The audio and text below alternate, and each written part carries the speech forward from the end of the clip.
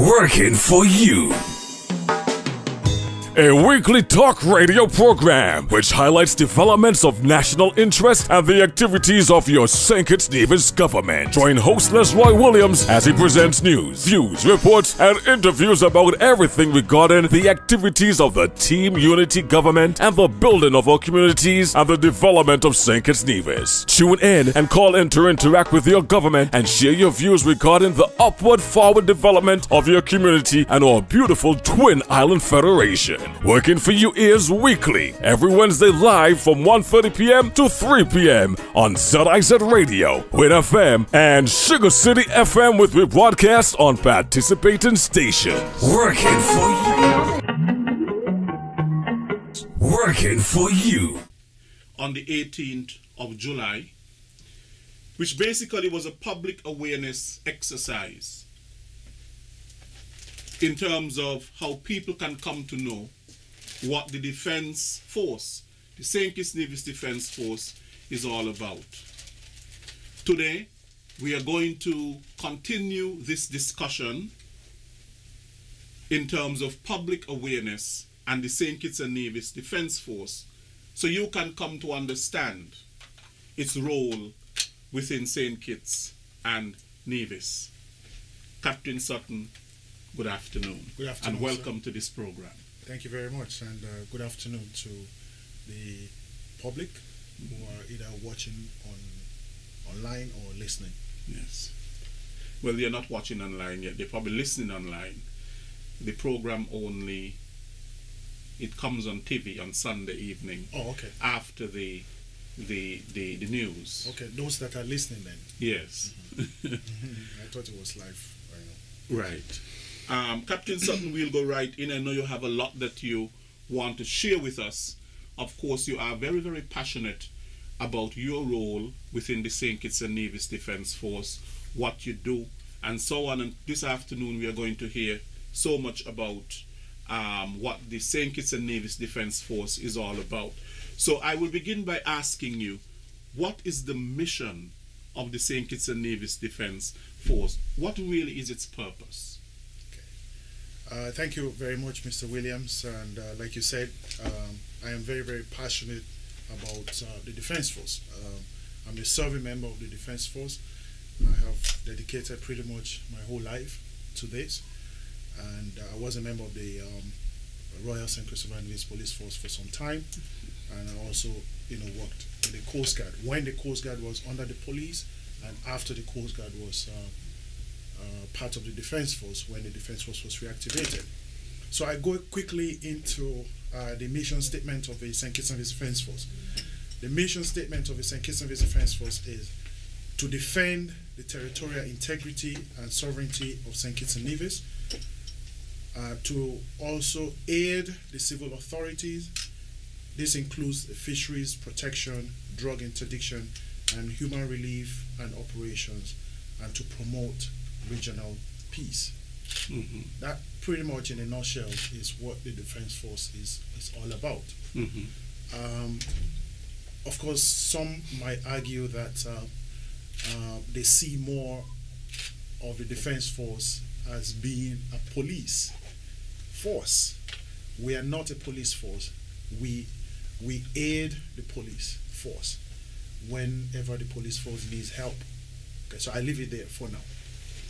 Okay, you've touched on something, bringing some clarity between the St. Kitts Nevis Defense Force and the Royal St. Christopher and Nevis Police Force. Mm-hmm. We'll touch on that a little bit later in terms of how the St. Kitts and Nevis Defense Force collaborates with the St. Kitts and Nevis, Royal St. Christopher and Nevis Police Force, the collaboration between the two establishments. Now, can you tell us a little bit about the history of the St. Kitts and Nevis Defense Force? Okay, the St. Kitts and Nevis Defense Force has extensive history. The Defense Force, I guess to some people's surprise, will be like, oh, the Defense Force is not that old, but certainly the Defense Force is 120 years old this year. It was established in 1896 in St. Kitts and Nevis. Now, at the time, it was, you have the slaves, you have the workers, and they had riots, revolts where people were not being treated equally and all that. So the defense force was formed, and this is interesting, pretty much to repress those persons, the slaves at the time, who were the workers and all that, to repress them so that they will fall in line with what the slave masters or the masters, the plantation owners wanted at the time. But fortunately, we can say today that the role and the responsibilities of this noble organization, the St. Kitts Indian Defense Force, has metamorphosized. Yes. It has transformed over the years. And this is it, that an institution, an entity that was created to suppress a certain group of people, keep them in line, is now transformed, metamorphosized, to being the same organization that is here to protect and to defend the same people. This is what it is today. So we are here to serve the same people that the force was established, several years back. Yes. To keep in line. Now, as you said that it came into being, the St. Kitts Defense Force came into being in 1896. Yes. In response to riots, of course, in several sugar plantations. Right. The Buckley's riots and things like that. And the regular defense force came into being in 1967, from my research. And of course, in 1967, what you had is that public disturbances in the island of Anguilla, which was an attempt to really secede from the Federation with St. Kitts and Nevis. Yes. The Defense Force played a role in that. Yes. Well, I wasn't alive. I wasn't here then. Neither was I. Yeah. But I read the history, and it's quite informative and quite interesting. I actually got a book from Mr. Earl Clark. He was selling some books that was printed by someone in an author in Anguilla about the same the 1967 uprising here, and it's and then talking to persons who are still here, who are alive, who were present, actually present that day. Of course, the force was much smaller than it is now, and perhaps not as diverse as it is today, but you equally had well-trained people at the time as you have today, and you had dedicated people as well. Because if you didn't have dedicated and well-trained soldiers at the time, then the St. Kitts Defense Force camp at Camp Springfield would have been overrun. Yes. So they were trained well enough, they were agile, they were able to adapt, and they were able to repel the aggression on the camp. And I don't want to really go too much into the history, because, like I said, I read it. Yes. I read it in a book, and again, I have had the opportunity to talk to some of those persons who were actually present at the time. Significant to note is that they had a lot of challenges that day, because like most military operations, surprise is a key factor. Right. Okay, so once you can spring an attack on your enemy unknown to him, then you stand a chance of getting the upper hand or being victorious. So the attack was sprung on them surprisingly, and of course, like I said, they had certain limitations at the time, but they were able to adapt. They were able to work with what they had, where you even had situations where it was claimed, this is not because I wasn't present, I can't say, but this is what it was, what I read, that there were individuals, because they had limited number of persons on base at the time, there were limited number of persons, so they had people, soldiers going to man different areas simultaneously, Right. running back and forth and firing shots from a particular location, and then running back to go to another location to fire shots. So it will appear to the intruder that there are soldiers actually manning all the perimeters. But indeed, you probably just had few soldiers who are, alternating their shots, aim shots from different locations and so on. And successful they were able to repel the aggression. So the Defense Force is still here today. Camp Springfield has grown from then. So therefore, today you're a more powerful force Indeed. to be reckoned with. Indeed, if the camp was overrun, perhaps I would not have been here. But I have the opportunity, thanks to those who came before me, Yes. who served. Right. And I'd like to take the opportunity to thank them for their service, who created the atmosphere Sure. to ensure that those who will come after them, who will want to pursue a career in the military, can do so without fear. Right. And Now, that's what we did. now talking about human resource, what really is your recruitment process, and what is your membership like? Recruitment is basically through the normal media outlets that we have within the Federation. Unfortunately, the Defense Force is not, does not have its own media outlet yet. We hope that we'll be able to get to a point where we'll have our own media outlet. But we solicit help from all the media outlets in the Federation. ZIZ has always been cooperative, and all the media stations within the communities within the Federation have been quite supportive of the Defense Force. We don't get charged for all our advertisement, but basically that is how we recruit, and also through public displays, where precision drills, drills to perfection. We have drill sessions that are held at on the Bay Road in front of Rams. Sometimes, we have those drill competitions. People get drawn in by seeing that. Of course, the Independence Parade is also one. We have a lot of young children who follow us when we're coming from the Independence Parade at the park. Right. And some of them are so young; they're not old enough to join not even the cadet. So, out of that interest, overwhelming interest, came the Junior Drum Corps, which was formed to accommodate those young persons who are not of age, according to Constitution, to be part of the cadet. Because Right. to be a member of the cadet, you have to be 12 years old. Right. So the interest is growing, and then gradually, they grow up through the process, the system. They take part in camps. They come to their weekly drumming sessions. They learn all the different rudiments of music and all that.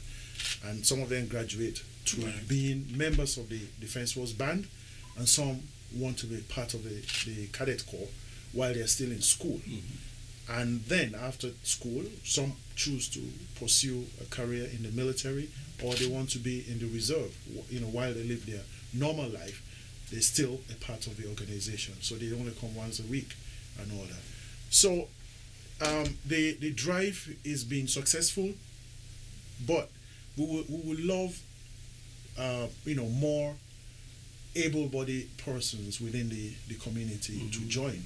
There's no discrimination against male or female. The opportunities are there. There are limitless opportunities. We have educational opportunities where persons can apply to be members of the Defense Force, and then they get an opportunity to attend one of the U.S. military academies, Right. and where they can pursue whatever it is that they want, as long as the discipline is offered there. And it's a double-edged sword. They graduate with a degree program, and they also come out and be commissioned officers. But they have to come back to St. Kitts and Nevis And serve. And from there on, there are other opportunities that comes along the way. Yeah. And also, those persons who come within the Defense Force, there are so many professional development opportunities I'm sure, like you are aware, you used to teach at CFBC. We have an agreement with the CFBC where soldiers indicate their intentions or their interest in wanting to pursue education, and the commander, every single time that the commander speaks to the troops, it is one thing that unfailingly he's going to talk about: seek to develop yourself, seek to improve yourself education-wise. Every time is consistent. Seek to improve yourself, seek education. You should not be the same way you are when you come in, when you are leaving. Yes. And he also makes it a policy statement that once a soldier qualifies to for a course and they apply to go to school and they're successful, they're accepted and all that, they get admission, say like to CFBC.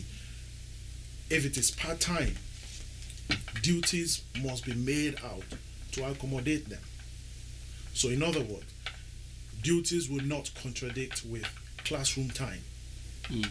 And when they have to come into work, we have to give them early duties so that they will have enough time to rest and be prepared for school the following day. And there are some that go to school full-time and they get paid their full salary. Right. They can come to Camp Springfield every day and have their lunch. It is their entitlement. And everything else that is, that is entitled to them while they're studying or while they're serving and studying, they have it.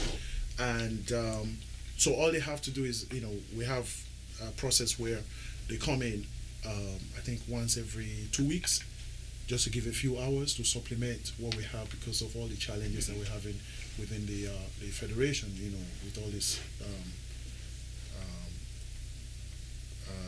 antisocial activities. Yes, thereabout. So it's the opportunities are there. You have people who have been in the Defense Force who have studied electrical electronics.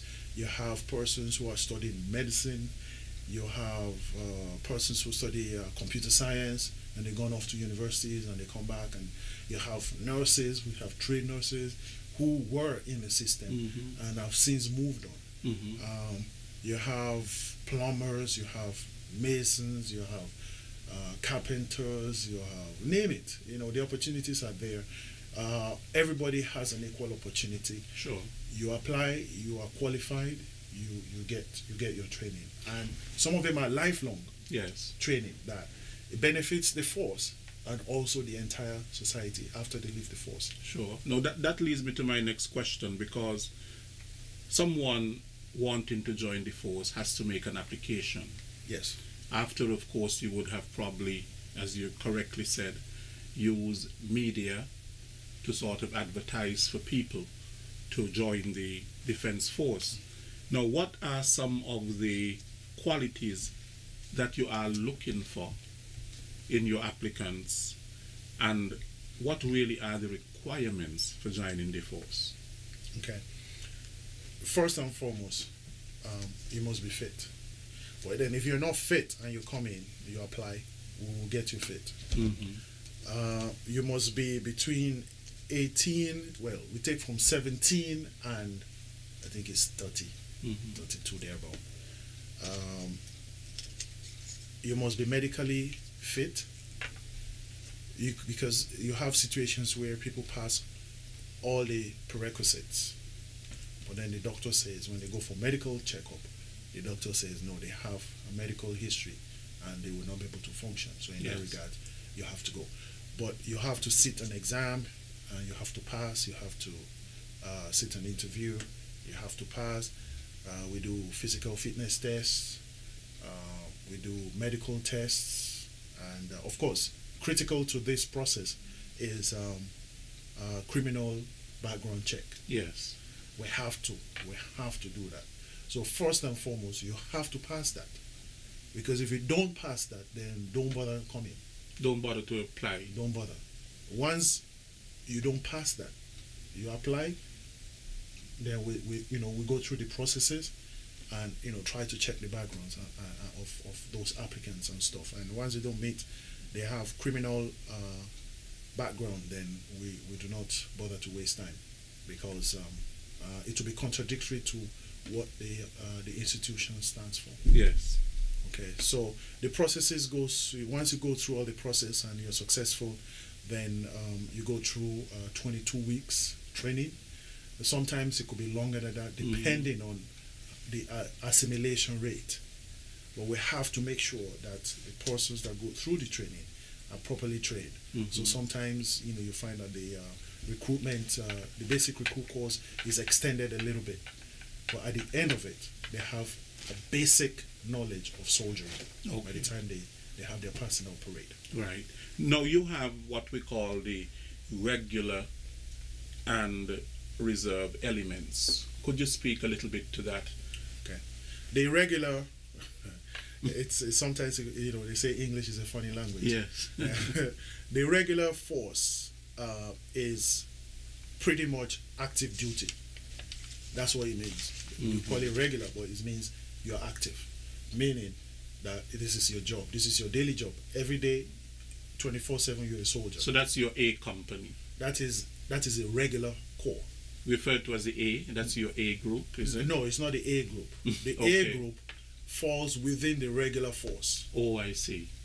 Oh, I see. Okay, so you have the regular corps, which is the soldiers that work every day.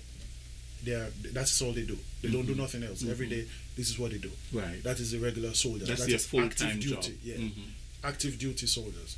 Now within the regular corps, you have the different units.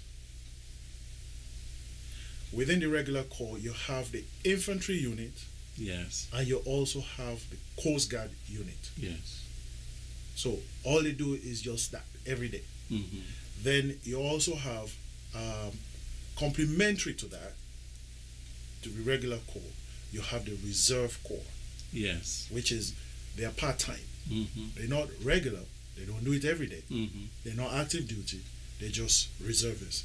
So the reserve corps, the Coast Guard will fall on the reserve or regular? the Coast Guard, the active Coast Guard, that every day that you see them in uniform, they work, that's all they do. Okay. That is regular. Regular. They're regular. They're active duty.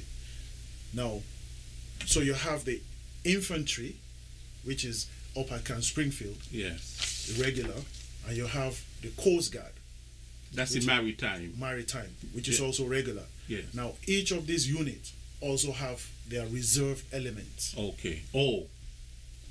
So you have the Coast Guard reserve, and you have the infantry reserve. Now, within the regular corps, you have Alpha Company, which is a sub-unit within the regular corps. Right. And then you have Bravo, Charlie, you know, the different units. That's how you have them. Everyone has, you know, the different units are there with different responsibilities and tasks and so forth. Yeah, and the same thing goes for the Coast Guard, where you have the different, you have the operations department, you have the land base, you have the flotilla, You have the engineer unit. you have engineer unit and all that, and Your agriculture corps. Do you have that too? we have agriculture corps up here at Camp Springfield. That's where you see the field, the garden down Right. below.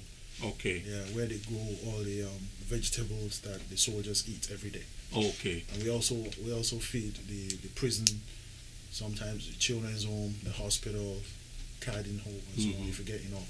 Right. Yeah. And you have the what you call the support and services platoon. Now, what is that one? The support and services platoon is a unit within the regular corps, which is pretty much the quartermaster. Yes. You have the quartermaster store. You have the motor pool. You know, all those essential services that is required for a standing army to function. So you have the engineers, you have the plumbers, the carpenters, the masons, you have the mechanics and all that, and the storekeepers and things like that. They all fall within the service support unit. Okay. They support all the other units with Right. whatever they need. We need procurement. We need things to be fixed.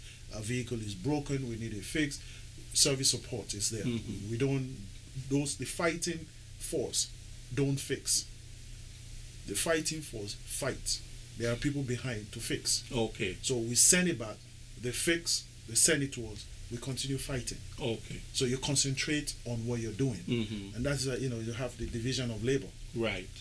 There are people that are involved in preparing food, the kitchen staff. That's all they do. They don't do nothing else.